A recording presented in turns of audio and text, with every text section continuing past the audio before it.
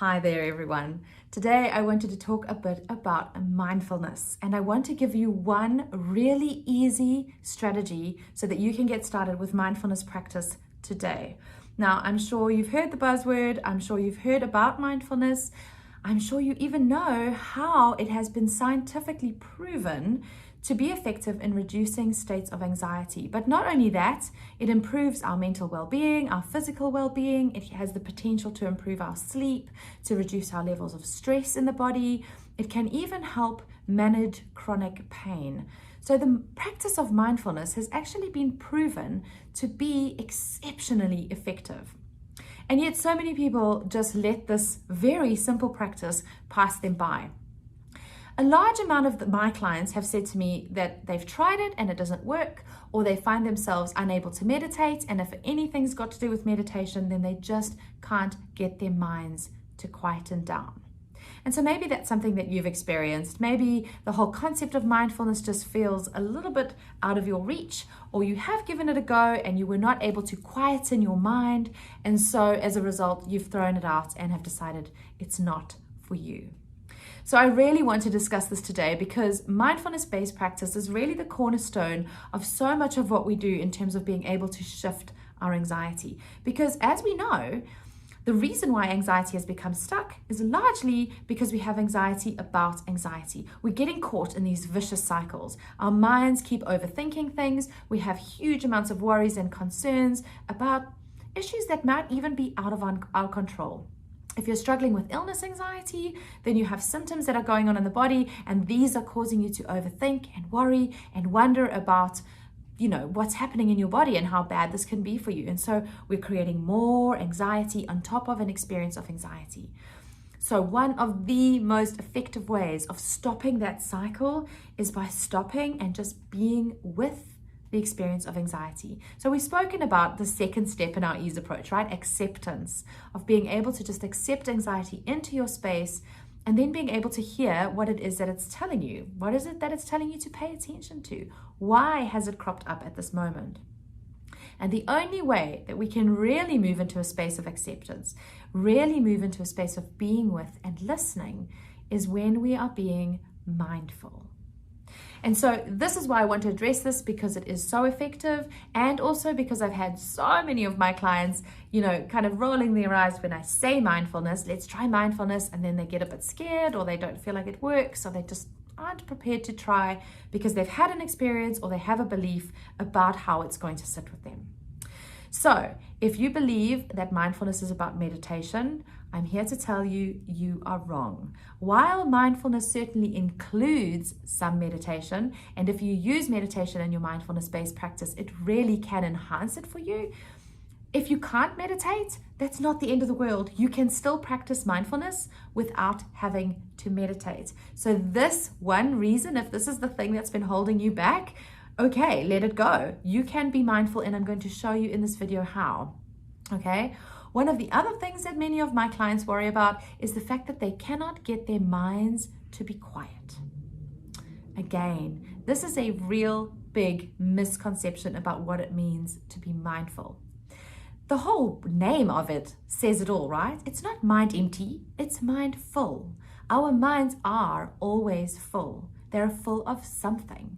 So trying to get your mind to be still or quiet or to not have anything in it, this is not the goal of mindfulness. And often people who are struggling with anxiety do feel more anxious when they're starting to quieten their minds. If you think about the fact that anxiety is there because you're avoiding something, because anxiety is the brain's way of saying, hey, you have to pay attention to this. There's something really important here.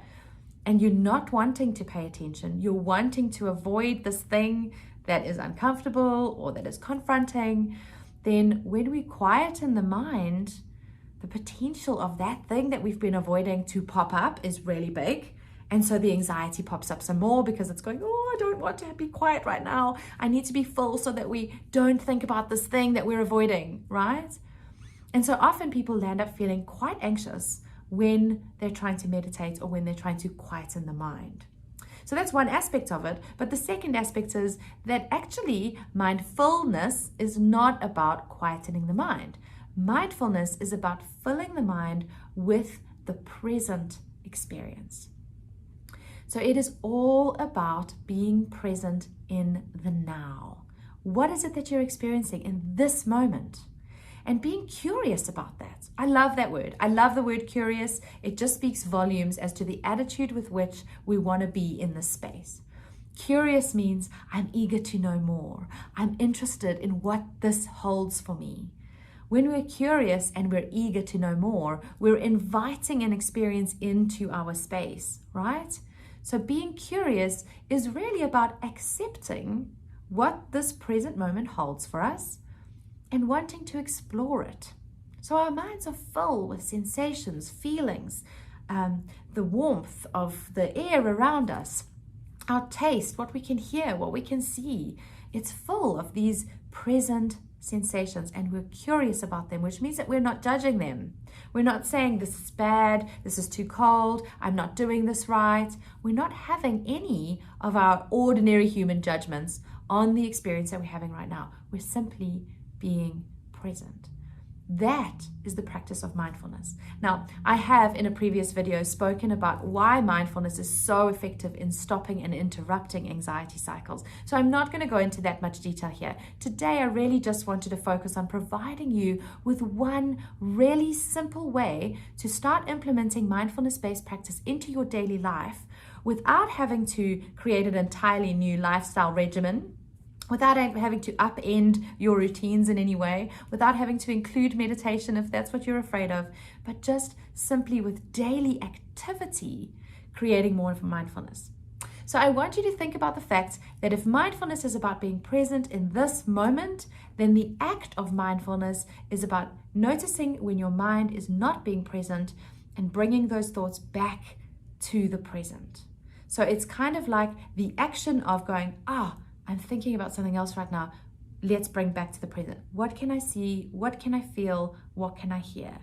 That action, that is the act of mindfulness. Every time you're doing that, you are practicing being mindful.